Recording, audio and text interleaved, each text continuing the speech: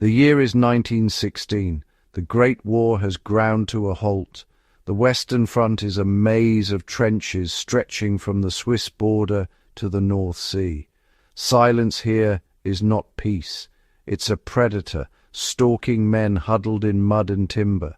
Every sound, a creak, a rustle, could mean death. The real danger comes in quiet moments, when curiosity tempts a man to peer over the parapet.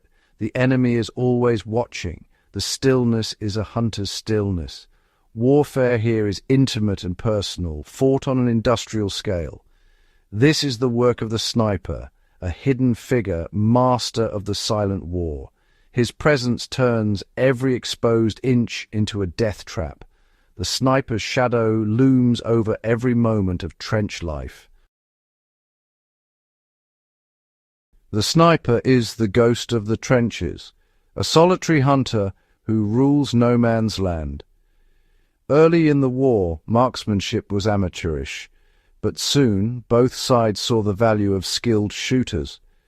The Germans led the way, deploying sharpshooters with telescopic sights to dominate the battlefield.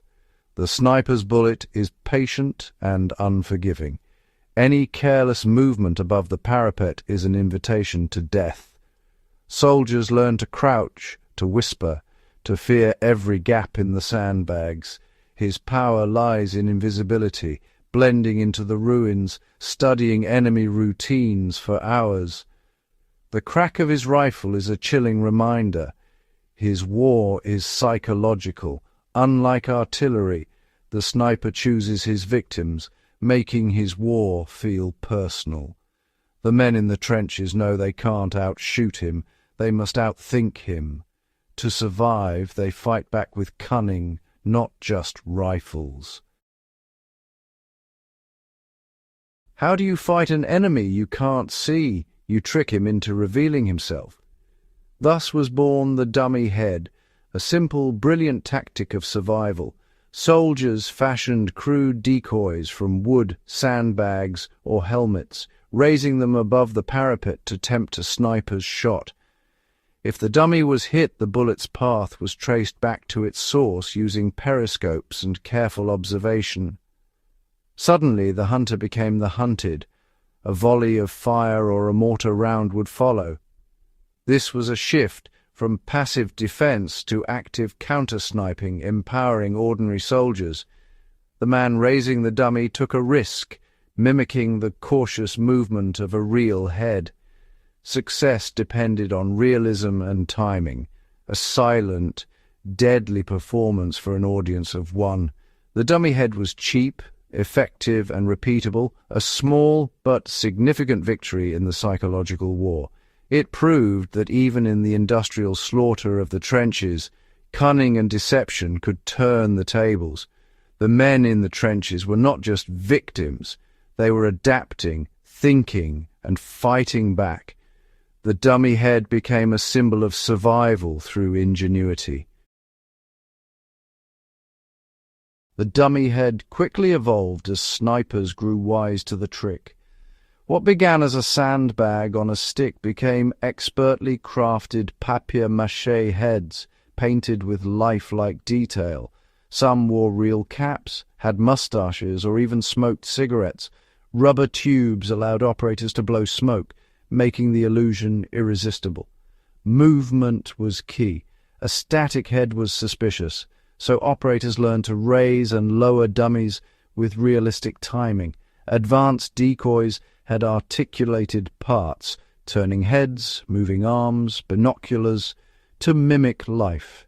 Each innovation played on the sniper's psychology, creating a believable target for a fatal mistake. This was macabre theatre, staged in no man's land, where a bad performance could be deadly. These decoys were crafted from scavenged materials, a testament to the soldier's resourcefulness. The evolution from crude lump to smoking mannequin showed creative problem-solving under fire.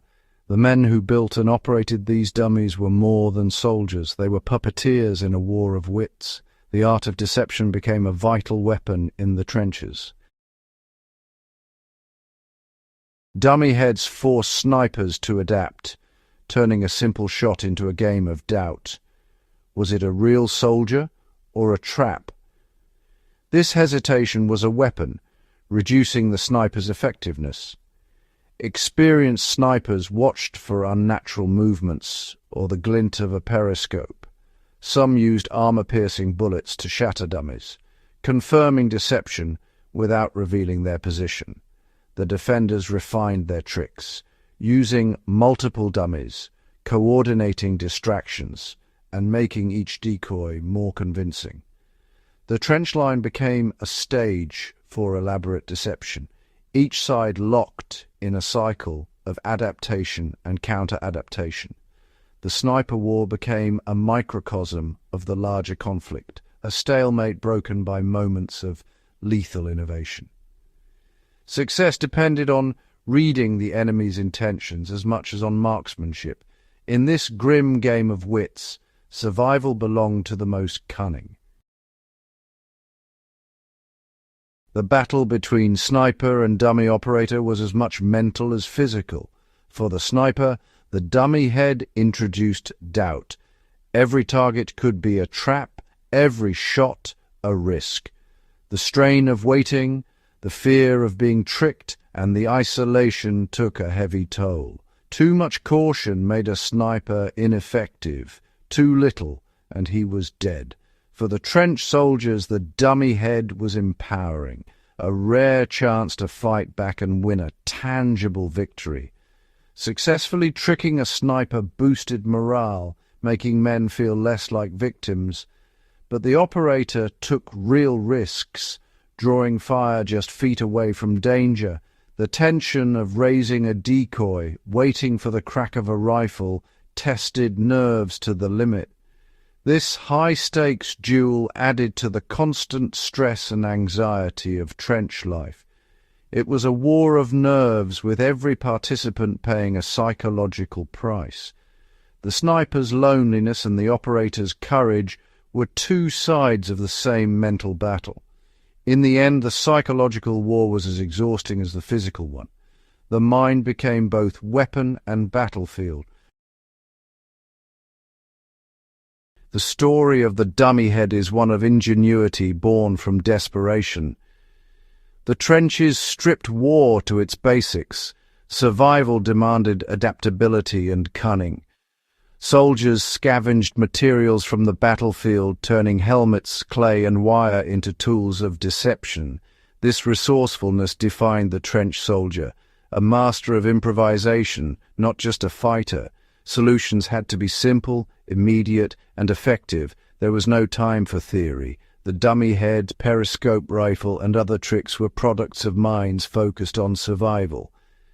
These innovations were a quiet rebellion against the dehumanizing machinery of war. Even in hopeless conditions, the human mind remained the most potent weapon. The war ended, but the lessons of the trenches endure. Deception, camouflage, and psychological warfare became part of modern military tactics.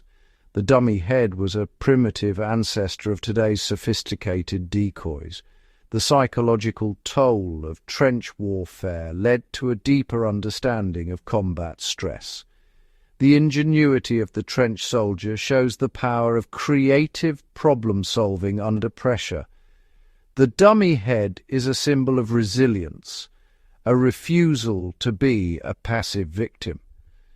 Within the tragedy of war, stories like these remind us of human cleverness and survival. The enduring lesson in war, cunning and adaptation are as vital as courage.